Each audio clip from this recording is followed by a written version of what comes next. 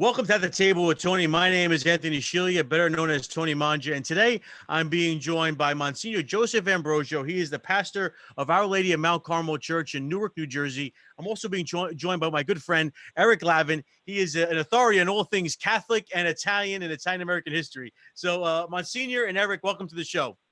Thank you. Thank you, Tony, for having me. Thank you, Tony.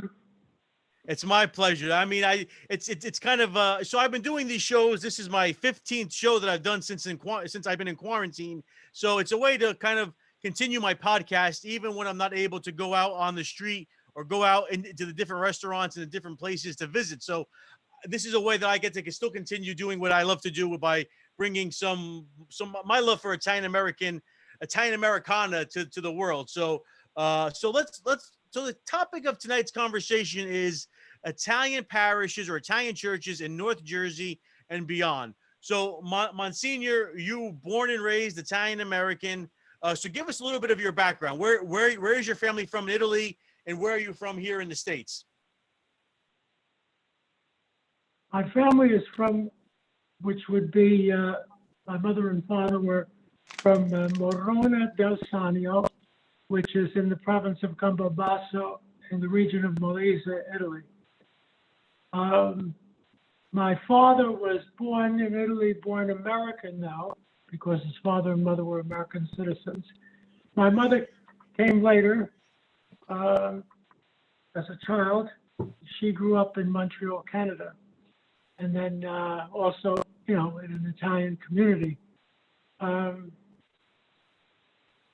I was born in 1948 in Jersey City. I'm one of the Margaret Haig children, born in Margaret Haig Hospital. The community I was born into was already, in 1948, was already more than 60 years old. And it was an interesting community. I grew up in Bayonne, also in an Italian parish. Holy Rosary in Jersey City, Our Lady of the Assumption in Bayonne. And I was always with Italian people, and my priesthood too, always with Italian people. So actually, here's a question I want to ask you, Monsignor. When did you know that you were going to become a priest? Was there a certain point in your life? In grammar school. Okay.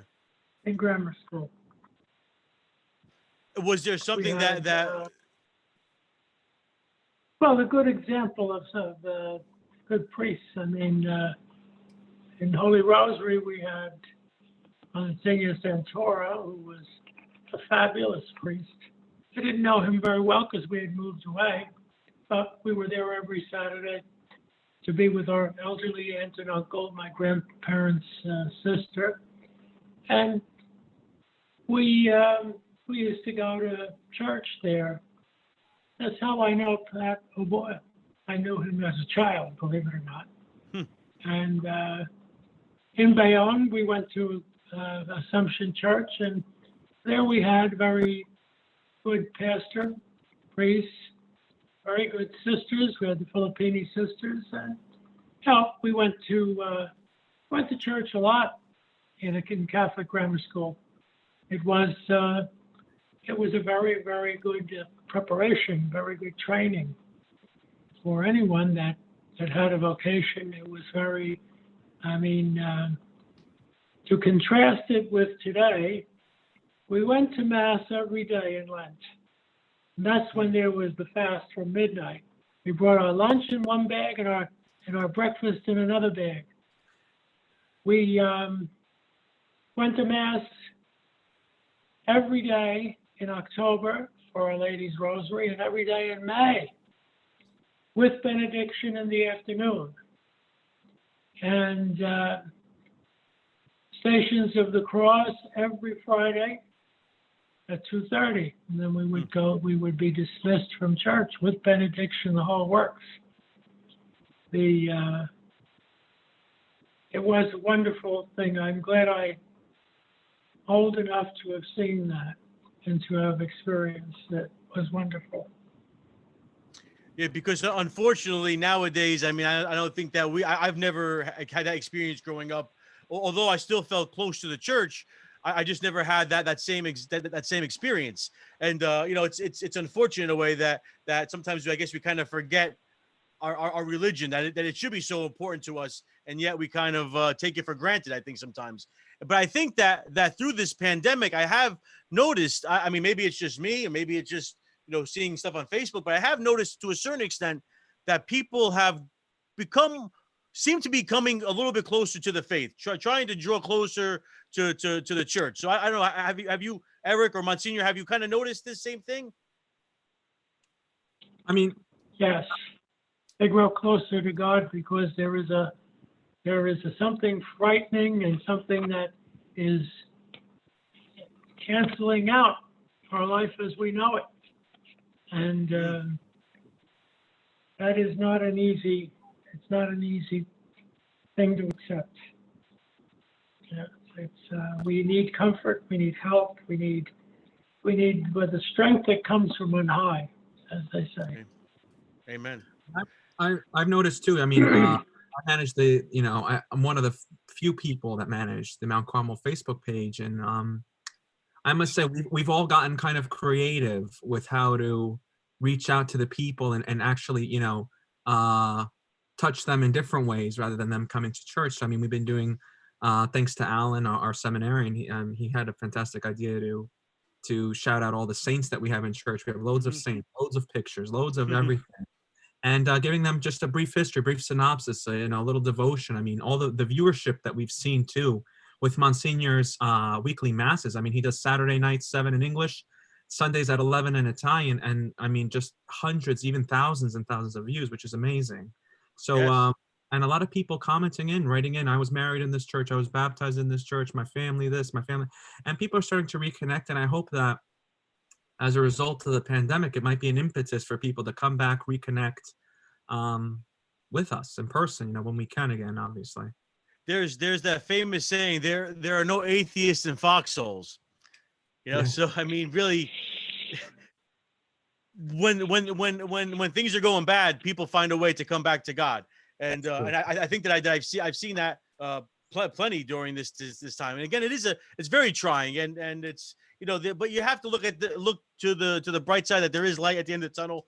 Hopefully that the numbers will start to go down, and I don't think we'll ever be a normal the way it was prior to this pandemic, but there will be this new normal, and I hope that we can take some comfort in maybe life getting back to a little bit normalcy. And really, for me, I know I miss church so much. Like I love going to church. I love attending mass, and to be absent from that, to be separated from that, because even it is nice to be able to watch it on the live stream or watch it on TV. But I'll be honest with you, for me, it's still not the same as actually being in the pew. No, it'll never be the same. It's not meant to be that. It's an artificial thing. Yes, It's meant to be experienced in person. You go to God. God doesn't come to you online or on TV or on Facebook or on whatever. That's a great point. But we'll eventually. I pray that, again, like I said, we'll get back to mass. But I do want to talk a little bit about kind of the topic of the evening, which is Italian parishes or Italian churches, particularly in North Jersey. But obviously, if we kind of talk about other places, that's absolutely fine. So Eric, I know that you were kind of born and raised pretty much in Our Lady of Mount Carmel Church, which is where Monsignor is the pastor. So what has been, like, first of all, I guess either Eric or Monsignor, give us a little bit of history of Our Lady of Mount Carmel Church in the Ironbound section, or the Down Neck neighborhood of Newark, New Jersey. Monsignor, you want me to do that, or you do that? No, you go ahead. All right. Well, Mount Carmel Church. I mean, just a brief history. I mean, because I told you I have like 70 pages here in front of me. A brief history is that we were founded in 1889, in December of 1889. We were the third Italian parish at the time. The two parishes that precede us is Holy Rosary, where Monsignor was baptized in 1887, and then St. Francis in Hoboken, which I believe is 1888. So Bishop Wigger at the time, and Monsignor, I mean, he's the storyteller, so he knows more. Bishop Wigger was one who had established the first mission for Italians in Newark in 1882. And then it was not until 1889 that we were able to acquire the Second Dutch Reformed Church, which was located on Ferry Street. It's still there today, which you can see. We had an interesting beginning because for the first 5 years, we did not have an Italian priest. We actually had Father Schadifer, who was Austrian, and then Father Joseph Ali, who was Palestinian. And then we had an Italian priest, which is very interesting. Monsignor D'Aquila, who was I've mentioned it to Monsignor before. He doesn't see it. A lot of similarities between both Monsignor and D'Aquila and Ambrosio. They were both from Molise. They both were musicians, both scholars. Monsignor is a scholar. He knows a lot about European history.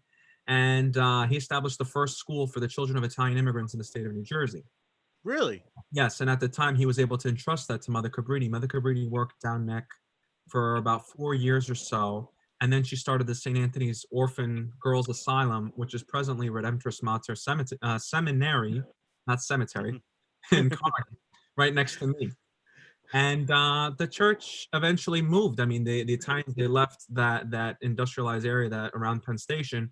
They moved more centrally located into the Ironbound. They built Mount Carmel Church on Oliver Street in 1955, and between 1955 and 1972, they were operating two sites under the same name, so both Mount Carmels. Eventually in 72, Mount Carmel was shuttered on Ferry Street. It was later sold, and we've been on Oliver Street ever since. So it's an interesting history, very much interesting. I mean, and also affected by time. Archbishop Walsh died at around the time in 1952 when when there was talk of a new church and so on and so forth. Whereas that might not have been his intention. He would have rathered a new school than a new church. So had he lived a little longer, we probably would not have the church on Oliver Street. It's very interesting. But then Archbishop Boland comes in, and we were able to build the new church, still have the old school, and that's where we're at today. I'm under excellent leadership since 1996. Monsignor as administrator, at the time Bishop Demarzio as pastor. We've been able to hold down the fort, as they say, and keep it going. And it really is one of the, it's truly a gem. I mean, it's a gem of all the Italian parishes, or all the Italian churches, but really even in the Italian American community, it's really such a, I always look forward to the feast you have every July for Our Lady of Mount Carmel. And, really it still has that community feeling in a way, it's still, people still come back to celebrate and to celebrate obviously the feast, but also celebrate, I'm sure, different sacraments. Absolutely. And it's no longer, listen, it's no longer Italian and Italian American. I mean, we have Portuguese, we have Spanish, we have Peruvians, we have Ecuadorians. I mean, we have every Polish Americans, you name it, and hyphen American, anything. Haitians as of late and recently, which is a beautiful community. It's amazing. I mean, it truly has changed, but it's for the better, and our community and our parish only grows from there. And I'm sure Monsignor can add to that. Go ahead, Monsignor. Well, I'm just going to spotlight on a couple of the people mentioned. Bishop Wigger was sent to Rome to study by Bishop Bailey. And he studied at Brignola Sala Seminary in Genoa. He came back to America on the boat, of course, in those days, talking 1880, before even. And cholera broke out on the boat. However, the passengers who were on the higher decks were told that if they, if the doctor checked them out, they could leave. Bishop, at that time, Father Wigger, refused to leave and remained a month on the boat, quarantined 30 or 40 days. Would not leave the passengers.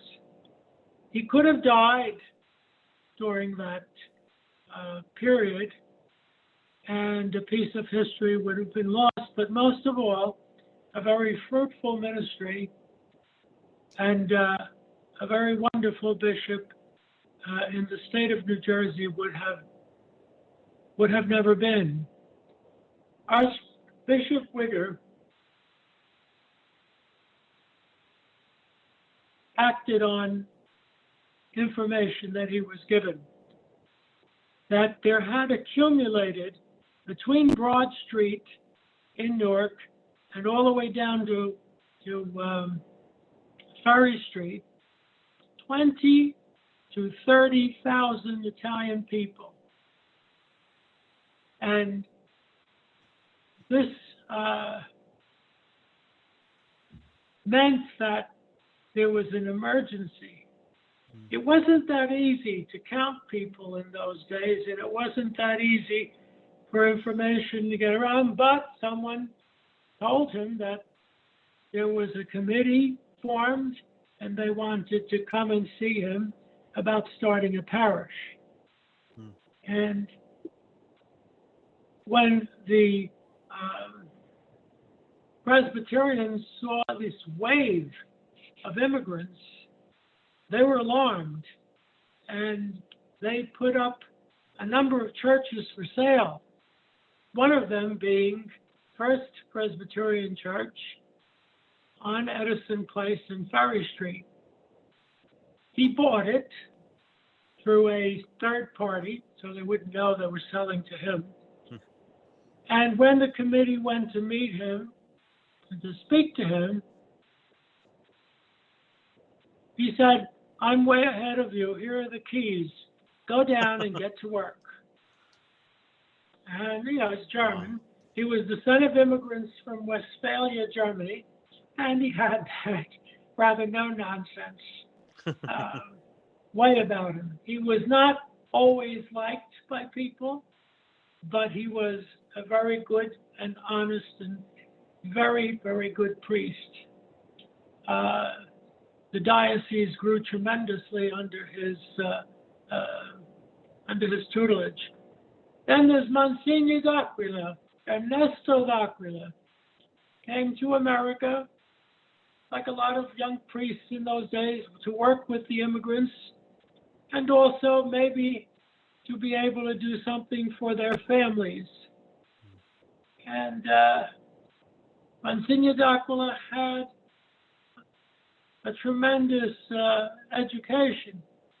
He was a musician and an organist. He spoke French. He was a seminary professor. He also was an inventor. And when he came to America with a partner, he invented the gas line interrupter, which was installed in many, many, many, many houses on gas appliances, and in those days, gas lights. If a gas light were to somehow go out during the night, you could be gassed to death because there was no way to stop the gas without turning the switch.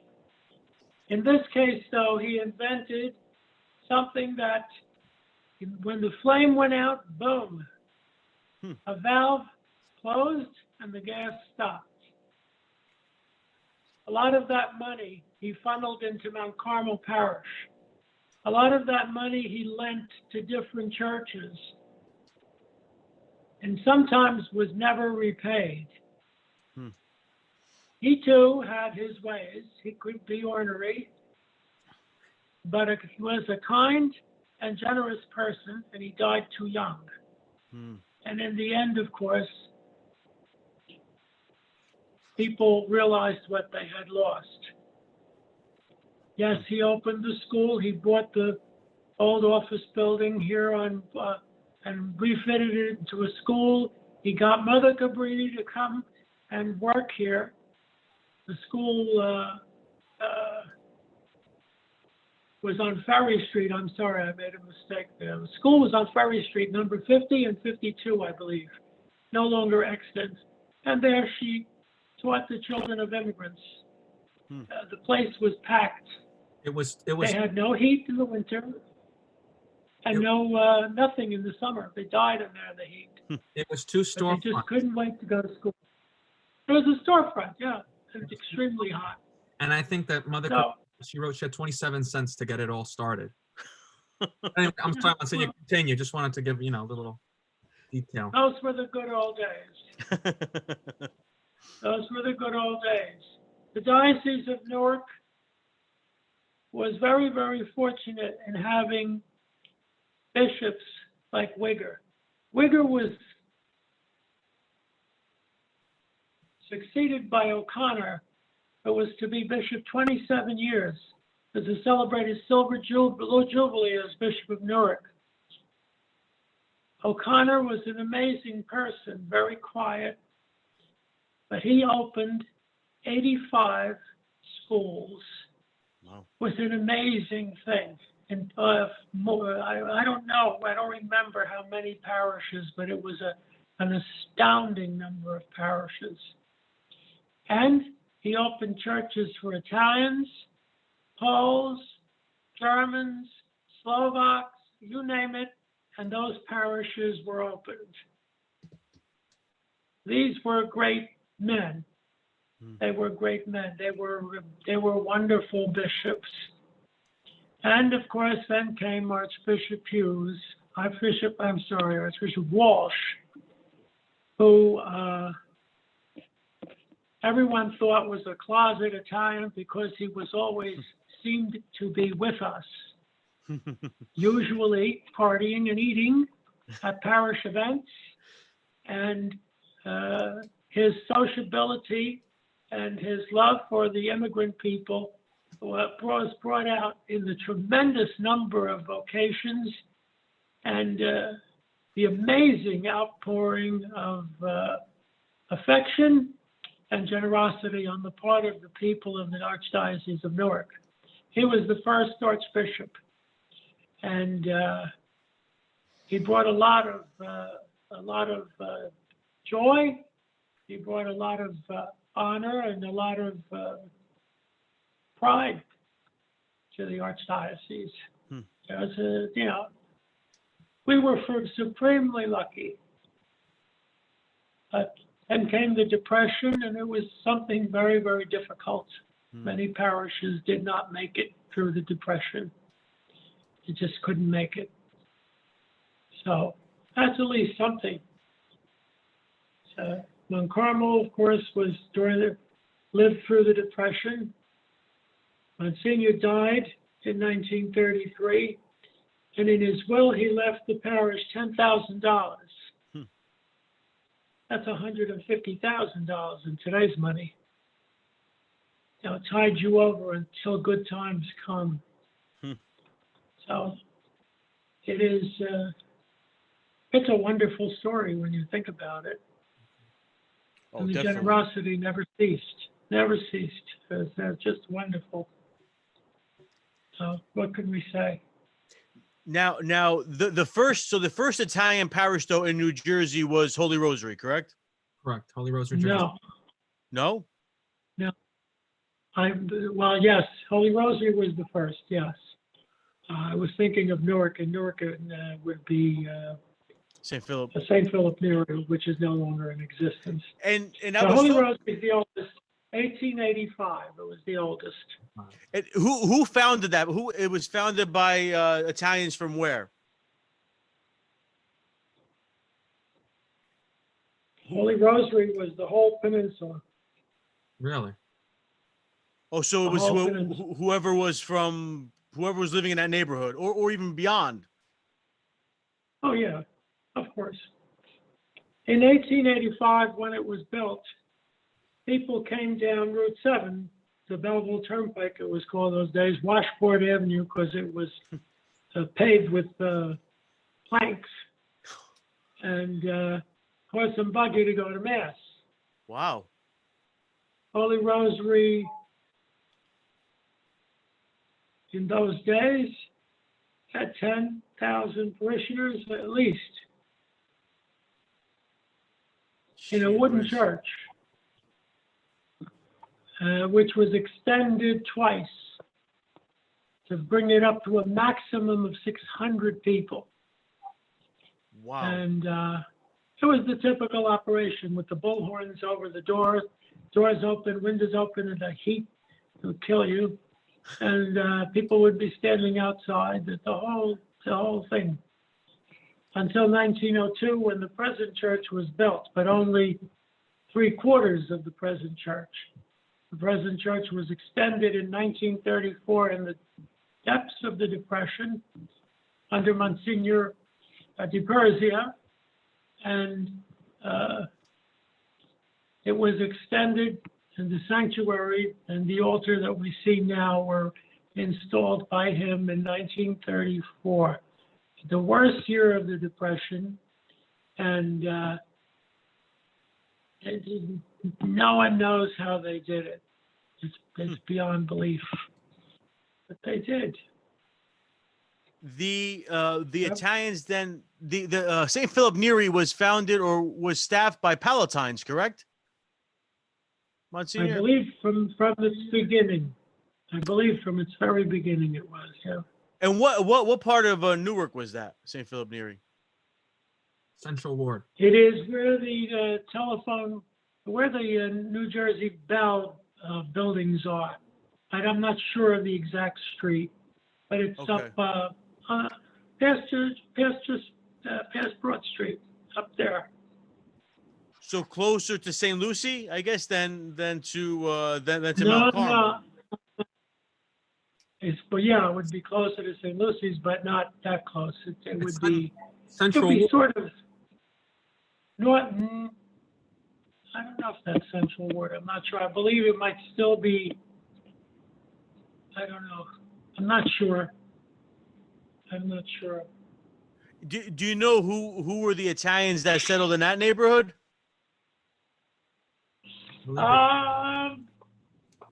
I think that too was a mixture, but there were people from Potenza there. I know. There were Neapolitans there. There were Sicilians there. That's for sure. Definitely were Sicilians there. Monsignor, when you were in seminary, weren't you at Immaculate Conception that had Italians too in Newark? Oh yes, Immaculate Conception on Woodlawn Avenue, off of in the Height, in the North Ward, off of Bloomfield Avenue, on Woodside Avenue, right near it's near the other church there. Trying to think now. Well, it's a church. And the population was almost exclusively from the province of Vicenza, which is in the Veneto. The Trevenezia, it's called. It's three Venetian regions. That church is no longer there. That church is gone. No, it's still there. Church of the They Immaculate Conception. Yep. But It's so still there. It's still that was parish. that was founded as an Italian parish as well. Yes. Oh, okay. Oh, See, yeah. that I didn't know. Okay. I always take notes. I gotta write that down. So Immaculate Conception.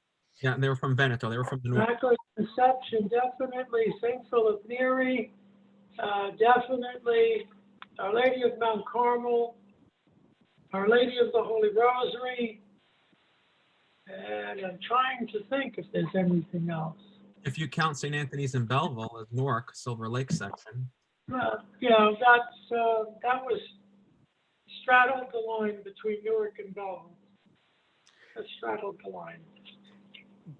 So obviously Yeah. Newark, one of the largest cities in New Jersey, of course, had a large Italian population, but there were many other pockets there were many other Italian enclaves or other pockets of Italians throughout the was then the Diocese of Newark, but even throughout the whole state of New Jersey. So, I mean, I grew up in the town of Lodi, and we had St. Joseph's Church in Lodi. That was founded by Sicilian immigrants. My great grandfather was one of them that founded the church. Up the hill in Garfield, you had Our Lady of Mount Virgin, which was founded originally by, I believe, Neapolitans, correct? Mount Virgin? Yeah, originally, yes. That's why it has that name. Because Our Lady of That's why- Sorrows, wasn't that more of the Sicilian church? That was down the other end of town? Yeah. That was more of the Sicilians were there.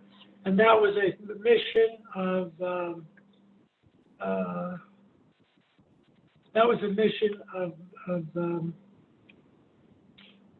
I think it was a mission of Sacred Heart in Clifton? in Clifton. Huh. In Clifton, because that was the Diocese of Newark was the whole state. Then it was the whole northern part of the state. So, yeah, that would have been, probably a mission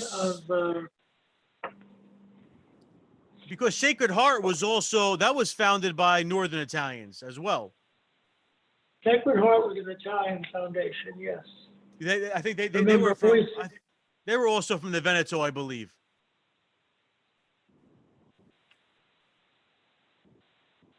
They Now- were from the Veneto, yeah. Yes. Monsignor, when you were first ordained, you spent the first 6 months at Mount Virgin in Garfield, right? Up for 7 months, yeah. Yeah. Mount Virgin and Garfield. And what was that I like? was there from May until December the 28th of 1974. What was it? And it was like being in Italy. Yeah. It was, I don't know, I think it's still very much Italian, even now. I remember now- there were so many stores for Italian products, you didn't know where to go first. Oh, So yeah. many cafes, like you wouldn't believe. You didn't know which one, you could have a different one every day of the week. That's where I learned to speak the dialect there. 'Cause they really hung on to the Sicilian dialect. They really, that was really something, you know? Because later on in more of the more recent years since its founding, that has become a truly Sicilian parish. Of course, people from Maranello, Bolognetta, what's the other one? Bagadia. Alessandria della Rocca, that was Yes. another big group. And there was even, I believe, also because I recently was in the area and I was talking to an older, well, not before the pandemic, obviously. I was talking to an older woman and she was from Motta da Fermo, which I think is the Provincia di Messina, but it's close to the water. And some of them are even from Santo Stefano di Camastro, where my family's from. So yeah, so really it's evolved a lot over the years. But it seems like that's what happens to a lot of these Italian parishes, whether they're different. Whether they're from different places in Italy, or obviously then if the whole neighborhood changes, and then you said now you have the Haitians and the Peruvians at Mount Carmel, so things definitely have a very cyclical way of going around.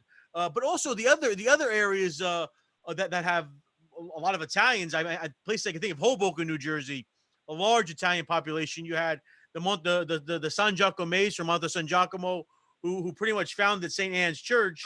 And you also had the Molfettese from the Provincia di Bari, but also there was a large group of Genovese that originally came to Hoboken, and actually Frank Sinatra's mother was one of them. St. Francis in Hoboken was the Genovese church, and St. Anne was more Salernitana. Yes, and there was there is still a chapel for the Sicilians, Santa Febronia. It's still there. But I don't know if I don't think they have mass or anything. It's more of just like a private. Yeah. They do have mass every once in a while. They do. They have a complete church and everything. All it's beautiful. It's a beautiful little chapel. Then, as you go up the hill from Hoboken, you go into Weehawken, Union City, and those areas also have a lot of Italian. So, Monsignor, weren't you also at was it St. Anthony's Church? And St. Anthony's on 8th and Central Avenue. Now, St. Anthony was Lombard and Piemontese. a little bit Tuscan. It had, little groups of others too there. St. Anthony's was originally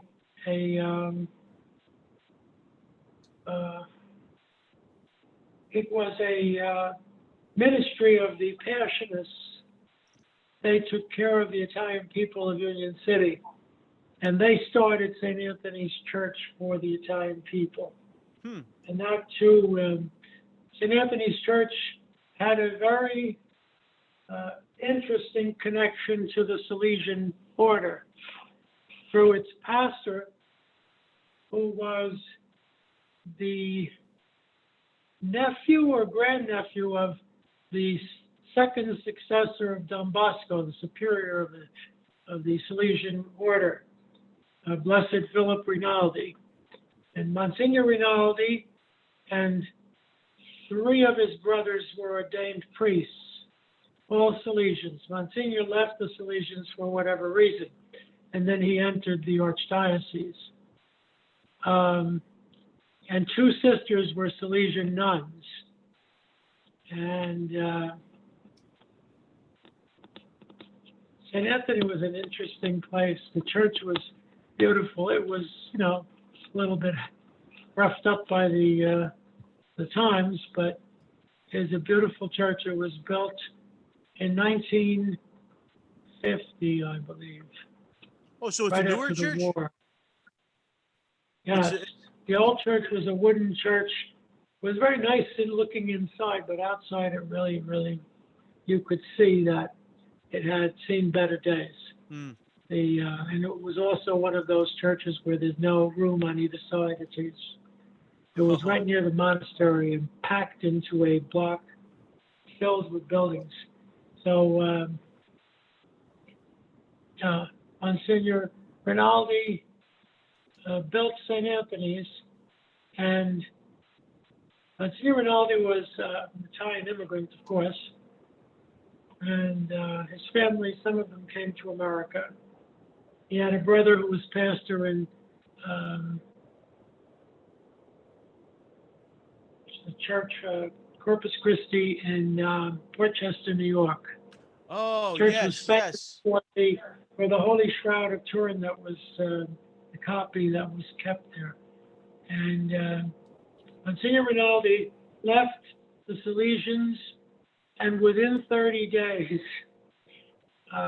he went from being pastor of St. Anthony's in Elizabeth, another huge Italian community, and within a month he was pastor of St. Anthony's in Union City.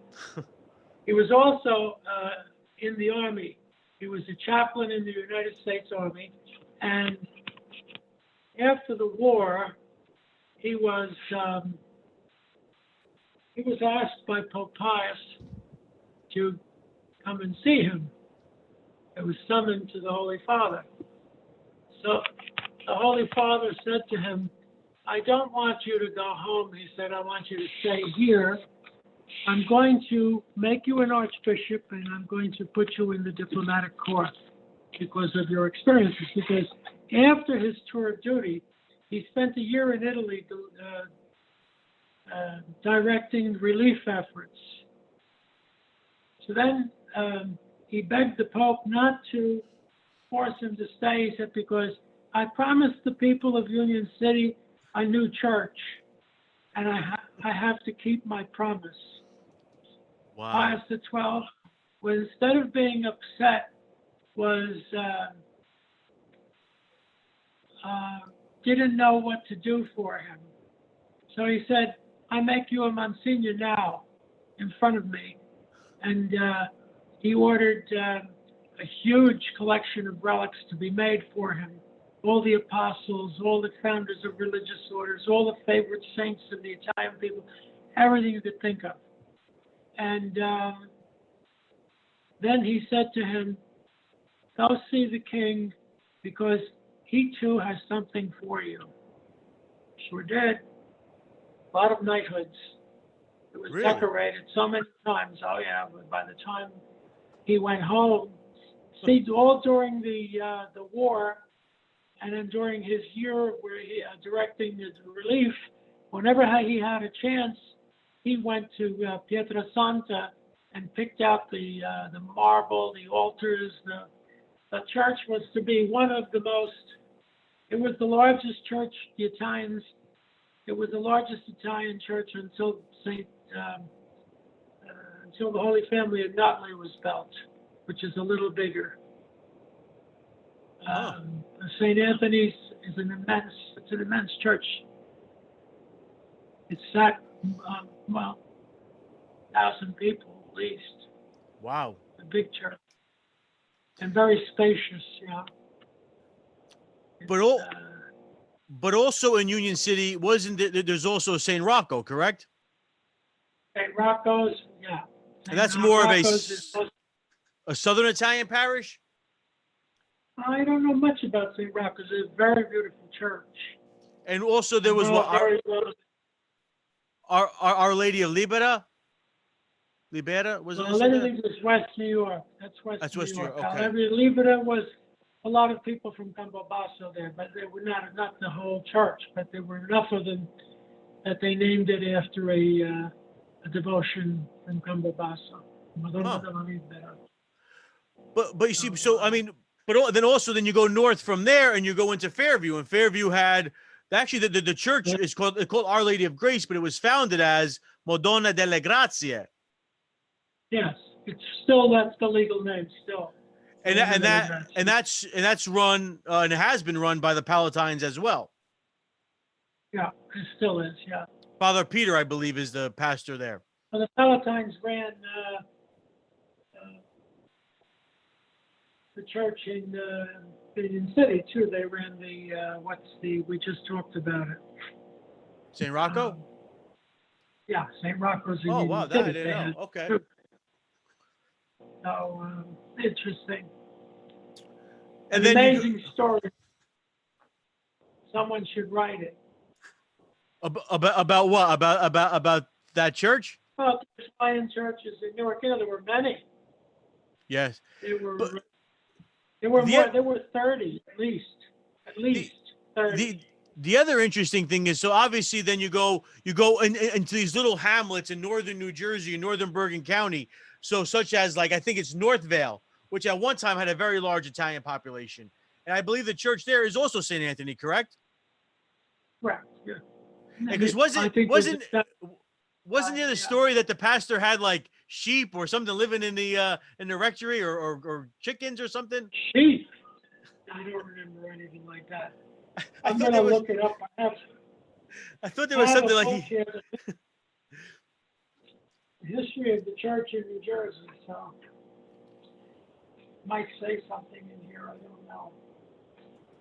Because but again, I guess a lot of Italians that were farmers, because that area of Bergen County was more of a rural farming area. So I guess a lot of them settled in that area as well.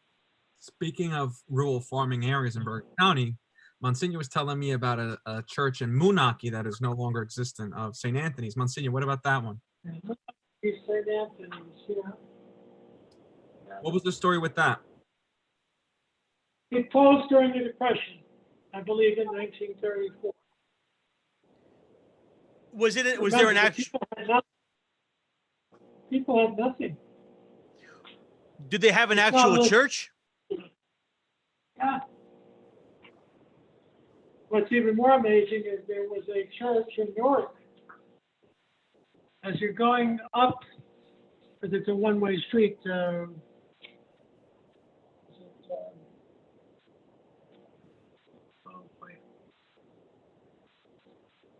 I'm trying to think now, but it parallels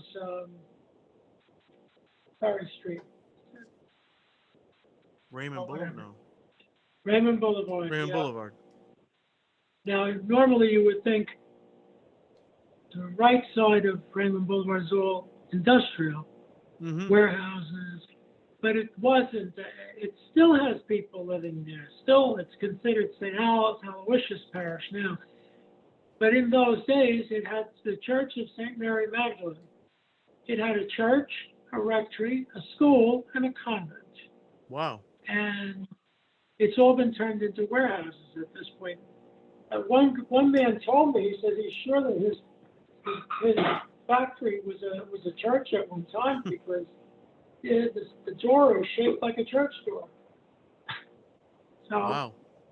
it's yeah, it closed also in the Depression. It really is But amazing, we had though. at our height, we had under Bishop O'Connell, we had 285 parishes. By Wow. the time of the Depression, a lot of those little wooden churches and these tiny little things, a lot of them went out. They couldn't pay even the light bill. In Newark's heyday, we had 38 churches, Catholic churches, Wow. and now I believe it's down to about 26. I remember Boland refusing to close anything, but then when priests were being mugged during the riots,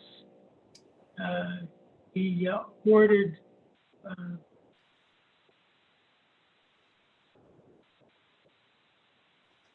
St. Philip Neri closed. He ordered St. George Slovak closed. St. Anne's in Jersey City closed. Someone had to say something because before there was a murder. Hmm. Tell the story about Monsignor. Those were difficult. Tell the story about Monsignor Cardalicchio in Jersey City. Wasn't he at an Italian parish? At a Lady of Sorrow? Oh, Lady of Sorrow. Yeah. What was his Yeah, story? Monsignor Cardalicchio was an unusual person. He was a monk at the Abbey of Montevergine in Italy. He was deposited there at the age of 9. Listen to this. Then his parents decided to go to America and took the whole family with them. They left him there. When Wow. he was in his 30s and ordained a priest and was a monk since 9 years old, come on, Archbishop Boland shows up. His sister, whom he didn't know, asked that he be invited to work in the Archdiocese of Newark. And he agreed to come. It was all by mutual agreement. And he went to Garfield, to Our Lady of Sorrows. Then at a certain point, he was, as he put it, he was promoted to Jersey City. And Jersey City, he had to follow. He had some big shoes to fill because Monsignor Ernesto Monteleone was the previous pastor, and he built everything you could find there. School, rectory, convent, everything you could think of. And then came, through the disturbances during the riots, and it was very difficult. He did one thing, though. He kept the school open, no matter what. How? I don't know. It was an amazing person. He knew where every penny went. Made every penny work. And it was an amazing thing. Now, you would think someone who was not too used to leaving the house, he hardly ever went anywhere. His car was 20 years old. He never went anywhere. And when he celebrated his Golden Jubilee, a lot of us went. He's a good guy, A lot of us went. And when we went into church, a lot of grateful people were in that church. A lot of neighborhood people were in that church. Every different color and every shade was in that church for a man who never set foot. Why? Because he took care of them. That school stayed open, whether you paid, you didn't pay. It was a beautiful thing to see. It was a beautiful thing to see packed. And when we have people that, I guess he provided what they needed at the time.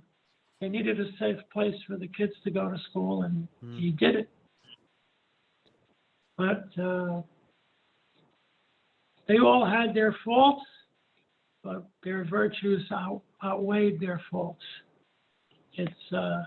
We are too quick to condemn because we see an idiosyncrasy or we see somebody's a little bit goofy or whatever. That's only on the surface. Oh yeah, he was a character. Fine. Maybe God wanted you to have that little humor. And you got to see what the people did when the chips were down, and when people were suffering, what they did. And what they did was in many cases, stick their hand in their pocket and make it happen. So these were people that some of them I was lucky enough to know, and a lot of them had family members that worked for little or nothing. And people used to would criticize, but don't criticize. That was a ministry for a lot of these people. What can you do? He retired from Our Lady of Sorrows. He retired from there, or he passed away there. Not really. He was there for long. He was there way after retirement. Oh. So Yeah, he went from Our Lady of Sorrows in Garfield to Our Lady of Sorrows in Jersey City. In Jersey City, yeah, it's interesting. Some people stay with the title, you know. They're always under the patronage of the Blessed Virgin. Yes. Or Saint Anthony, or it is it is amazing when you think about it. Oh, definitely. The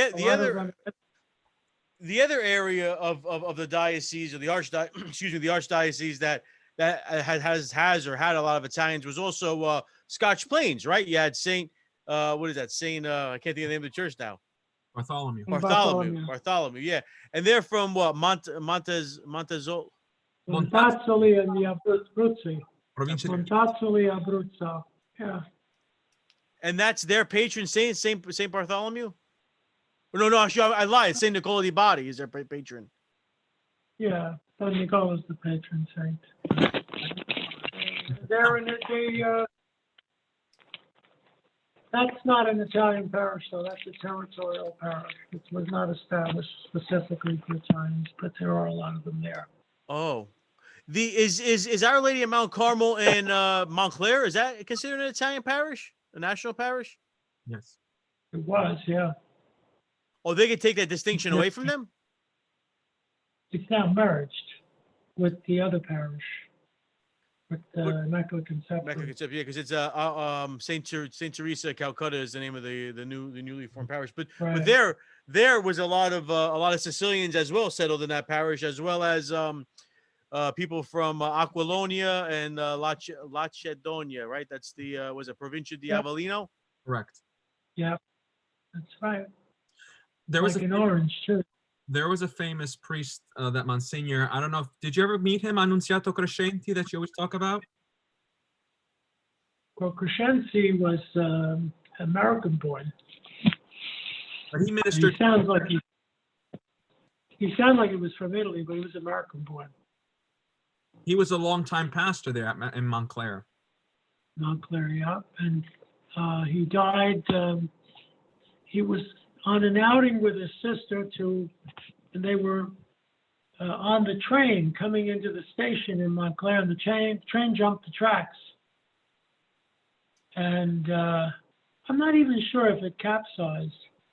Jumped the tracks, and he got off and went to sit on a park bench. And then he got the thought, let me go see if my sister's all right. She was fine. He sat down and died. Oh. I don't know if that's exact or whatever, but it's the story that was told me many times. But I guess it was a shock, or maybe he had heart trouble. He didn't know it. God knows what happened to him. But that's interesting. Because when my great grandfather came from Sicily, he originally settled in Montclair. There was he was from Capizzi, but there was a large Ceramese population there. And one of my great uncles, he designed Cerami, yes, that's the Cerami. Saint Sebastian. Yep. And my great uncle designed. There's an archway around the saint with the lights in it, and actually it says donated or made by my great uncle Antonino Scilia. It says it on they were all blacksmiths. The whole family was blacksmiths. Well, my Scilia side of the family is blacksmiths until the 1700s. That was the whole line. That's amazing. So I just recently found out about that because a friend of mine, I don't know if you know Ennio Monjoy and Dan Arminio. They're from that. I've probably seen them a million times, but the names do ring bells. Yeah, they were looking when they were setting up the statue for his feast day mass, which was back in January, and they saw my name, they saw the last name, Scilia. So they said, oh, so I had to go for that. I had to attend the mass there, and it was beautiful to be able to make the connection to my ancestry. Right. But Eric, your family is from a town in Calabria called Spillinga. Spillinga, yeah. And when they came over, they settled in that area around Mount Carmel, correct? Around Mount Carmel. In Newark. Correct. I mean, there were other Italians in Newark that were not from Spillinga. I mean, the Buccino, San Gregorio Magno, Nocera Superiore, a lot from the Salerno region, Romagnola al Monte. Then later on, you had a lot from Molise. You had a few people from Rocco Mandolfi, a few people from Castel Petroso. But the Spillingays were kind of last on the scene in terms of Italians in Newark. I mean, the first few started coming in the 1920s, but they came by and large in the 50s and 60s. So they were part of that second wave of immigration that came after the war. Correct. The newer one, yeah. So Monsignor, were there a lot of people from your town in Italy that settled in Jersey City? There were more in Jersey City than there were in Italy. Really? Huh. There were more in Canada than there were in Italy. So they went to Montreal and they went to Jersey City. Those are like the two main they went places. to Montreal, they went to Jersey City, they went to Vancouver, British Columbia, they went to my people started coming in the 1880s. Mm-hmm. They were all over the place. My family came 1887 and of course had to make 3 trips back because there was no work, and no work meant you starved. There was no assistance either, so you went back. You always saved enough money for the ticket back. So there were 7 returns. No one was brought here to America, no, especially children, because of the way children were treated in the schools, really, really bad. No one in my family wanted to come, so only the men came. The men came in 1887 for the first time. By 1903, they were citizens, American citizens, but it was still hard to convince the women to come. So the women and children stayed in Italy. And that's back and forth until 1887 to 1930 was the last back and forth. What was there? What was their what did they do when they came here? What was their what kind of business did they do? My people, they worked on the railroads. Okay. They were always on the railroad. Later on, they became electricians, but still, they all worked on the railroad. They were signal, they were power rail, but it was always the same story. They were always on the railroad. So that's kind of what brought them here was the building of the railroads. Well, I guess you could say that, but the railroads, it was more the expansion in the city, in New York City, in the subways. Oh, okay. My family, they worked on what became the MTA. It wasn't the MTA then. And then they worked on the what became the PATH trains, which in those days was the Hudson and Manhattan Railroad, and that became PATH when the railroad was became bankrupt, and they formed the Port Authority, and the Port Authority took over, and then things changed, and it was an interesting.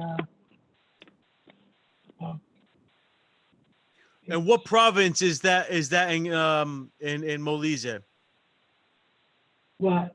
But that your family's from? What the town? What province? It's province of Campobasso. Campobasso. Okay. Because what? There's only Which two at the time, there was originally only one. Molise was always it was always one. Making it two was some politicians' idea of causing trouble.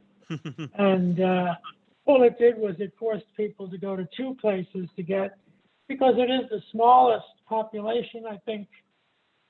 It's not 400,000 people, the whole Molise. Everyone, of course, to say all those cities I mentioned, we also have in Argentina, huge community.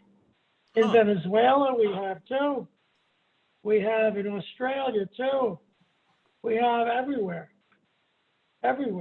Belgium, Germany, England. So they farmers wanted to get a job, so they left. They went. Because prior to the when did Abruzzi split to Molise and Abruzzo? I believe it was 1966. Oh, so it was that late. Yeah, it was that late because under the Kingdom of the Two Sicilies, we were a separate county, which of course was ruled by a Duke Count. And he or she ran the show. And when the Kingdom of Italy was declared, we were stuck with Abruzzi. I don't believe there was any agreement to that. I think they just did it. And that remained for all those years. And then finally, it's what happens when you are small and they put you with something much larger than you end up being eaten. Yes. So it was an interesting problem. It was a long running problem. Yes. Because it wasn't solved until the 1966, but then it was almost too late because so many of our people were gone. Because but the few that remained are wealthy, you see, because they don't have like these 10-acre farms like they had before. They had hundreds of acres. Yeah. Yeah, and they have big businesses, and they make money. That's the way it was when my father was born in 1913. Our Baez was 4,000 people. It is now 512 people, I think. Holy cow! If that, I can't even trust that. I wouldn't know if I was even accurate anymore. Because I have friends. I have friends that are originally from Campobasso, but because their family came so early, they consider themselves Abruzzesi. Not. So they call themselves Abruzzesi, even though technically. That's because they don't know. That's because they don't know. They don't know but they're not Abruzzesi. They never were. Yeah, they were from Molisan. We were. It's like what happens all the time with those type of arrangements. They don't work. Yeah. And then after a while, there's trouble. Before we conclude this evening, we have to talk a little bit about food. So I want Eric always tells me, Monsignor, that you make the best pastiera? Well, I can tell you what I make. There's no precise recipe, Uh-huh. but I will tell you what it is. It's 1 3-pound can of ricotta. It's 1 dozen large eggs. 1 dozen. It's a cup and a half to 2 cups of sugar. I'm writing this It's- down. A cup and a half to 2 It's, cups. it's a cup and a half to 2 cups of boiled rice. It is orange peel, lemon peel, the cedro, Yep. and lemon extract. I don't put cinnamon and stuff like that in it. I don't like it. All of this is to taste. Mm-hmm. Who likes a lot? Who doesn't? I put orange flower water in there. I don't put orange extract, excuse me. I put orange flower water in there, which you get in the Italian stores. And I do use a shell. You can use the shells, the pie shells that you buy, Mm-hmm. except that you have to use a pan. And I use a regular cake pan, but it's the extra large size. This is I would say it's a foot across. Oh, wow. Big pan. Yeah. Or you can make two smaller ones with that. Mm-hmm. That's how I make it, and it's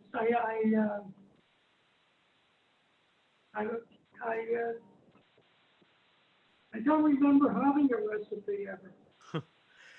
How long do you cook it for? How long do you cook it for? It cooks at 350 degrees for about an hour, but you have to watch Mm. because every stove is different. Yeah. Oh, yeah. It has to be so it be solid, Mm-hmm. but not dried out. Hmm. But it is. Anthony, Monsignor's being a little bashful. Not only is this pastiera delicious, but a lot of the cooking, how I cook today, I learned from him by watching him and asking him constantly. Brussels sprouts that he makes, to die for. Bolognese sauce that he makes, to die for. Pasta and tuna fish, to die for. All of his own recipes. And he will tell you that back in 2005, he was made a Monsignor by Archbishop Myers because he liked his pork roast. Is that That's true? a joke. I know That's it's a joke. I started that joke because I don't know. People are funny. I started that joke. Monsignor's an excellent cook. And if you've ever had, and Well, my father and my mother were both good cooks. Not fancy cooks. They never made, like they never attempted to make restaurant food. They made paisan food. My father tended, however, not to like our paella's food. I shouldn't even say that on a public medium of any kind, but he did not. We tend to cook plain, and also we tend to cook like spaghetti sauce is cooked, for a while, and then that's it. We don't cook it until the spoon stands up. And we don't put like 7 pounds of meat in it. That's all Neapolitan. It's all from a city where, the good life is appreciated. Mm. It is, but my father had an expression when somebody said, "Well, you don't like the food you grew up with." He said, "If I want water, I know where the sink is." Oh boy. Meaning that it was thin and rather tasteless. Yeah. So we only saw paisan things like once in a blue moon, like Easter, Christmas, stuff like that. They would make, mostly it was the cookies and things with those. those my paez was good with that. They were very good cookie makers, especially filled cookies, filled with cherry, morena, filled with chocolate and chestnut, filled with all those kind of things they were very good at making. What are they called? But, What were they called in your town? Those types of cookies? Well, they're biscotti. Biscuit. In the dialect, they're biscotti ringed. So Which in Italian, I guess, would be biscotti farcite. They're the filled cookies. Mm-hmm. They're like empanadas, but they have inside chocolate and in a chickpea paste or chestnut paste with honey, with walnuts, and then you fill like a ravioli. You fry them and you put some powdered sugar on them. They were delicious. Oh, so these are fried. These are fried cookies. They're fried, yeah. Oh, so they're Then not baked. Yeah, there's baked cookies too. There's that almond biscotti. There's nuts. There's there are all kinds of cookies. But as a matter of fact, the custom when there was a wedding, your invitation wasn't mailed to you because you're in a little village. They would get these white bags, filled them with cookies, put the invitation on top, and put it on your doorknob. Huh.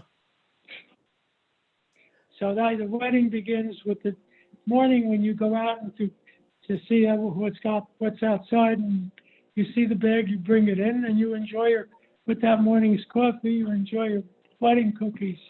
Wow.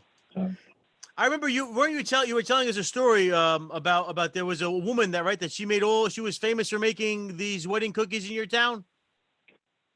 yeah, she was the priest's sister, and she was good at thousands. She had four of those big freezer lockers. She had the stand up ones, and it was she had quite a system too. They're enterprising. Yeah. Yeah, in the old days, the priest's sister wasn't supposed to work. She wasn't supposed to leave the house unaccompanied. She wasn't at all. She was supposed to wait on the priest, hand and foot and all. And so she, that became her job. Wow. She did very well with it, by the way. She did very well with it, but she passed away. Tomorrow is the feast of San Giorgio, correct? Yes. Tomorrow is San Giorgio, the patron of the Constantinian order, patron of England, patron of a lot of countries. And he's also the patron of a little town it's a part of Ragusa called Ragusa Ibla. They have I think Modica too does a big thing for San Giorgio, but unfortunately this year. Modica, the Chiesa Madre is St. George. That's I know, but unfortunately this year a lot of these festivals and festivities are being either canceled or postponed because of the pandemic. So that's an unfortunate thing. But San Giorgio is a strong. He's also strong in the Orthodox religion or the Orthodox Christianity as well. Yeah. The dragon slayer. Venerated also in Piana degli Albanesi and in Lungro too. By the really? Italo-Albanese hold them in very high regard as well. Huh. Monsignor, before we conclude this evening, can you give us your priestly blessing? Yes. Benedicat vos, omnipotens Deus, Pater et Filius et Spiritus Sancti, descendat super vos et con vos maniat semper. Amen. Amen. Well, Monsignor, Eric, I want to thank you guys very much for coming on the show tonight. I appreciate your time, and I can't wait to be able to see you in person, to be able to continue our conversation more. Hopefully, it'll be sooner rather than later. Anthony, I'm hoping. I was telling Monsignor before. I'm hoping for a round 2 of Istria Club. Oh yeah, we didn't even touch on that. That was an amazing afternoon. Round 2. What do you think, Monsignor? That was nice. This time I'll have to see if that guy is there in the kitchen. Yeah. And actually, they're having. I mean, again, I think a lot of these things are getting canceled. But there's a Trentino Club in Ridgewood, Queens, and their food is more Germanic in taste. And they do these different dinners once a month. But unfortunately, they've been pushing it off because of this pandemic. So that might be something to. We'll go there too. Don't worry. Shortage. Well, Eric and Monsignor, again, I want to thank you so much for taking time out to come on At the Table with Tony. You guys are the best. Thank you so much. Thank you. Thank you, Tony. So I am Anthony Scilia, better known as Tony Manja. We'll see you next time. Ciao for now.